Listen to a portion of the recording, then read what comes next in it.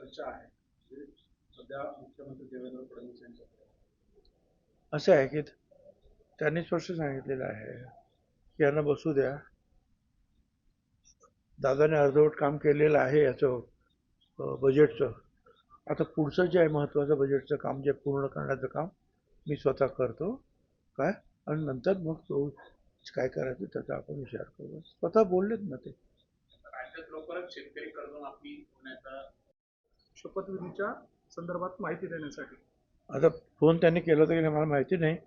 स्वतः ते जय पार्थ वगैरे जाऊन भेटलेच होते ना पवार कुटुंबियांना. तिथं माहिती आपल्या समोर आहे ना, सगळ्यांनाच ती माहिती होती. ती टीव्हीवर पण चाललेली होती की पार्थ तिथे आहे म्हणून. साहेब, मालेगावच्या उपमहापौरांनी त्यांच्या दालनामध्ये टिपू सुलतानचा फोटो लावला होता आणि त्याच्यावर कोणाचा फोटो लावला? टिपू सुलतानचा फोटो लावला होता. कोणी लावला? मालेगावच्या जे उपमहापौर झाले त्यांनी त्यांच्या दालनामध्ये म्हणजे प्रोटोकॉलनुसार डॉक्टर आंबेडकरांचा किंवा छत्रपती शिवाजी महाराजांचा असे फोटो लावणं अपेक्षित असताना टिपू सुलतानचा फोटो लावला. त्याच्यामुळे कुठेतरी नवीन वाद उठून आलेला आहे. कुठल्या पक्षाचे आहे ते?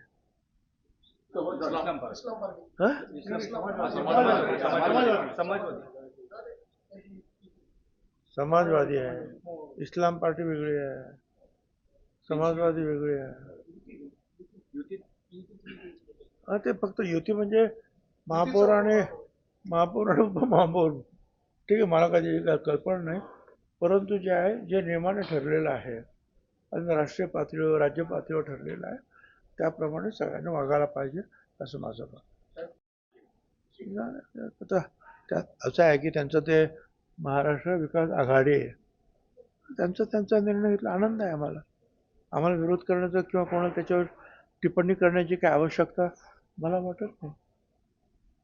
त्यांची आघाडी आहे, त्यांनी ठरवावं. आता आमची आघाडी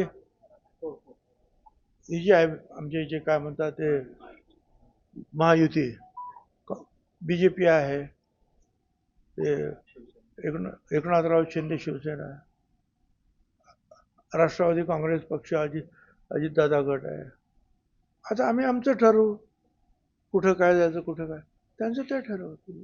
साहेब, सुनेत्राताई ज्यावेळेस उपमुख्यमंत्री पदाची शपथ घेणार होते त्याच्यापूर्वी त्यांनी पवार साहेबांना फोन केलेला होता मोदी बागेमध्ये.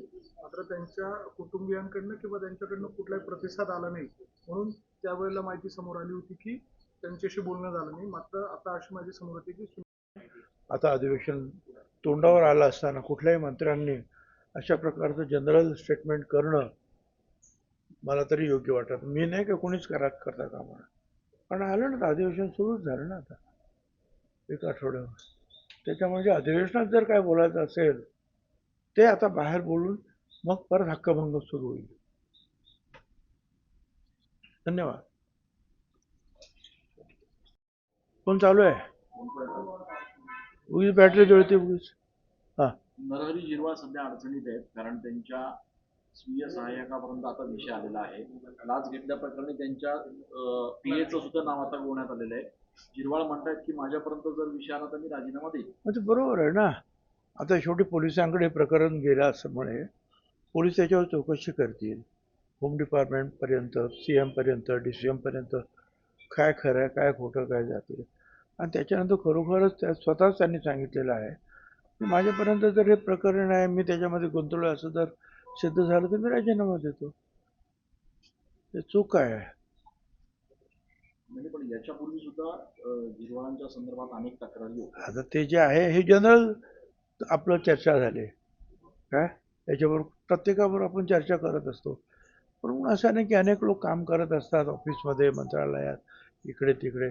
तर कुणी काय केलं त्याच्याशी काय संबंध आहे हा तर पोलिसांच्या मार्फत जो आहे हा उघड होईल ना.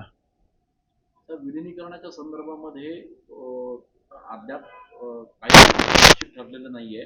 समोरून प्रस्ताव आला तर आम्ही ठरवू असं सुनील तटकरे म्हणतात. असं आहे ना की मला हे कळत नाही की रोज विलिनीकरण काय ही चर्चा आहे. विलिनीकरणाचं काय करायचं, आजही करता येईल, 1 महिन्याने करता येईल, 2 महिन्याने करता येईल. घाई करण्याचं काय कारण काय आहे. सुनेत्राताई तेथे आता उपमुख्यमंत्री म्हणून बसलेले आहेत.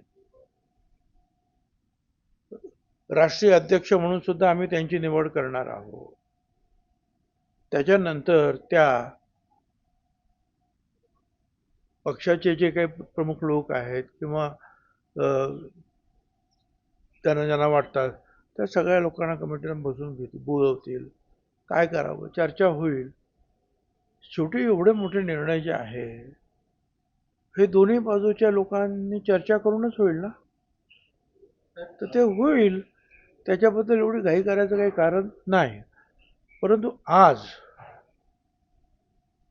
ते ठरलंच होतं, ते झालंच पाहिजे ह्या म्हणण्यात काहीच आता अर्थ राहिला नाही. नवीन तिथे कॅप्टन आलेले आहेत, काय त्यांना बसू द्या, त्यांना काम करू द्या, त्यांना समजून घेऊ द्या, नंतर बघतील ते काय करायचं ते. आज आमच्या समोर हा विषय खरोखरच नाही. अगदीच माझ्या समोर जर तुम्ही सांगितलं हा विषय काय आहे तुमच्या समोर, तर त्यांनी ते स्थिर स्थावरपणे व्यवस्थित बसणं आणि त्यांची राष्ट्रीय अध्यक्ष म्हणून निवड करून घेणं हा आमच्या समोरचा असलेला प्राथमिक अजेंडा आहे. त्यांना राष्ट्रीय अध्यक्ष करण्याचा निर्णय म्हणतात की आम्ही हीच भूमिका मांडतोय आणि त्याच्याचमुळे आम्हाला टार्गेट केलं जात आहे काही जणांकडून. असं आहे ना की पक्ष म्हटल्यानंतर काय, संघटना म्हणजे काय, जे काही त्या संघटनेचे सदस्य आहेत, कमिटीचे सदस्य आहेत, हे सगळे मिळून संघटना तयार होते, पक्ष तयार होतो. पक्ष म्हणजे काय फक्त बोर्ड आहे का, पक्ष म्हणजे फक्त ऑफिस आहे का. तर तिथे काम करणारे कार्यकर्त्यांचा संच म्हणजे पक्ष आहे ना, म्हणजे संघटना आहे ना. मग ते सगळे बसून विचार करतील ना. तर तुमच्या पक्षाकडनं शरद पवारांच्या पक्षाला काही असा प्रस्ताव दिला जाणार आहे का? अशा हायपोथेटिकल प्रश्नाला माझ्याकडे उत्तर नाही. असं झालं तर, तसं झालं का, हे करणार का, ते करणार. शरद पवार यांना राज्यसभेवर